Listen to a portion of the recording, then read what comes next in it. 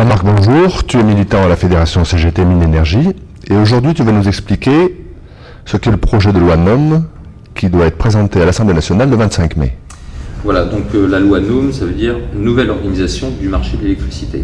Et donc ça va bien sûr être débattu par les parlementaires au mois de mai. Et en quoi consiste précisément ce projet de loi ? Eh bien en fait, ça consiste à tripatouiller les factures de l'ensemble des usagers, qu'ils soient donc particuliers, professionnels ou gros industriels, en sachant que au travers d'une mainmise sur 25% de la production fournie par EDF, que ce soit à partir de l'hydraulique, du thermique ou du nucléaire, ça va permettre très rapidement au marché de l'électricité d'éclater et à terme de supprimer le tarif service public qui permettait de garantir à l'ensemble des usagers sur l'ensemble du territoire une égalité de traitement et un prix défiant toute concurrence. Et justement, qu'est-ce que ça devrait changer au quotidien pour les usagers ?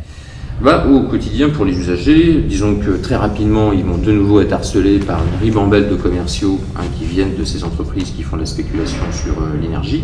Et ensuite, très rapidement, ce qu'ils vont constater, c'est que leurs factures vont progresser, contrairement au message qui dit que la concurrence fait baisser les prix. Et on peut très rapidement s'attendre à une augmentation de 50% des tarifs pour l'ensemble des consommateurs, qu'ils soient petits, moyens et gros. Et je pourrais déjà donner une illustration, c'est-à-dire que l'ouverture à la concurrence, elle existe, elle est réelle depuis 10 ans. Les gros industriels, ils ont le choix de leurs fournisseurs depuis cette date, sauf que beaucoup sont partis.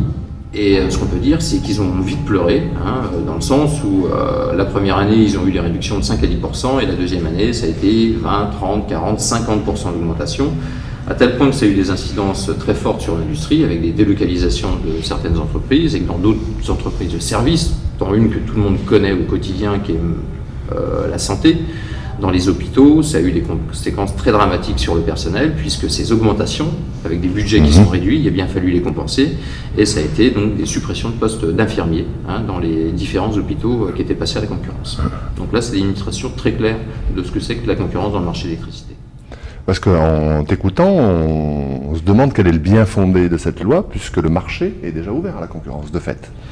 Le bien fondé, c'est assez sournois, c'est-à-dire que ceux qui réclament aujourd'hui une accélération du processus de déréglementation, ce n'est pas les citoyens, ce n'est pas les usagers. Ce sont les industriels spéculateurs sur le domaine de l'énergie. On en connaît certains comme Direct Energy, Poweo et ainsi de suite. Mais c'est ces gros spéculateurs qui aujourd'hui sont insatisfaits de l'ouverture de la concurrence, puisque 96% des clients ils sont restés chez l'opérateur historique, dans le sens où c'est là où ils trouvent les tarifs les plus bas. Et donc, c'est une véritable catastrophe pour tous ces spéculateurs. Donc, si je comprends bien, c'est 25% de la production électrique française qui vont être offerts sur un plateau à des spéculateurs. Voilà. Donc, si je donnais une autre illustration, tu achètes une voiture, demain, il y a quelqu'un qui a le droit de venir l'utiliser 25% de son temps. Il ne te prévient pas quand il vient utiliser ta voiture, il va mettre un peu d'essence dedans, il va payer l'autoroute, et puis une fois par an, il va te payer un essuie-glace, et puis le reste, c'est pour toi. Et qu'est-ce que la Fédération CGT Mines Énergie propose aux usagers pour manifester leur mécontentement par rapport à cette loi ? D'une part, on propose de les informer, c'est ce qu'on est en train de faire sur l'ensemble du territoire national, que ce soit à l'interne ou avec nos structures interprofessionnelles. Donc on leur propose de découvrir sur un site internet différentes interventions de militants ou des questionnements qu'il y a eu auprès de différents acteurs, que ce soit des associations de défense des consommateurs, des industriels, des représentants de ces entreprises de l'énergie. On leur propose aussi, à la lecture de toutes ces informations, de choisir et, par exemple, de signer une pétition nationale qu'on remettra aux différents interlocuteurs qui sont sur le domaine de l'énergie, ou d'envoyer un mail d'insatisfaction à l'ensemble des députés et sénateurs qui vont être à même de traiter et de décider de l'application ou non de cette loi NOM. D'accord.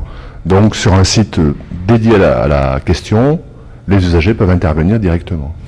les usagers, les associations, les syndicats, les partis politiques, tout le monde est à même, je veux dire, de se renseigner et puis de donner son avis. Donc c'est ce à quoi on essaie, nous, de concourir, c'est-à-dire que faire en sorte qu'il y ait un maximum de citoyens, de clients en général, qui puissent aujourd'hui être informés et donner leur avis, dans le sens où on était bien sur des outils que l'ensemble des usagers de la nation avait construit pour le bien-être de tout le monde, et une justice entre l'ensemble des bénéficiaires, que sont les différents clients.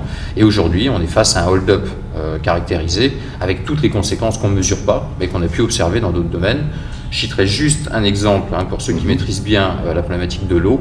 On retrouve les mêmes industriels dans le domaine de l'énergie aujourd'hui que ceux qu'on a vu piller les factures des usagers. Et quand on sait que aujourd'hui, on est en train de mettre dehors la Générale des Eaux et Suez, qui sont deux des gros ténors qu'on voit sur le domaine de l'énergie, du domaine de l'eau, avec des baisses de factures de 30 à 50% qui arrivent derrière, c'est quand même quelque chose qui doit nous aider à prendre conscience que la loi NOM, elle est vraiment dangereuse et qu'on a besoin de réagir et d'être le plus nombreux possible.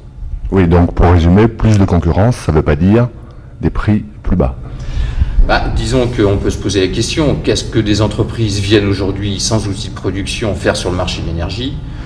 Ce n'est pas des entreprises caricatives, on n'est pas au resto du cœur, ils viennent vraiment chercher de l'argent, et on l'a vu dans d'autres domaines. Là, je veux dire, c'est facile, personne ne pourra produire son énergie pour répondre à ses besoins. On est bien obligé d'aller chercher son énergie chez des fournisseurs, et là, ça va être la foire dans le poigne.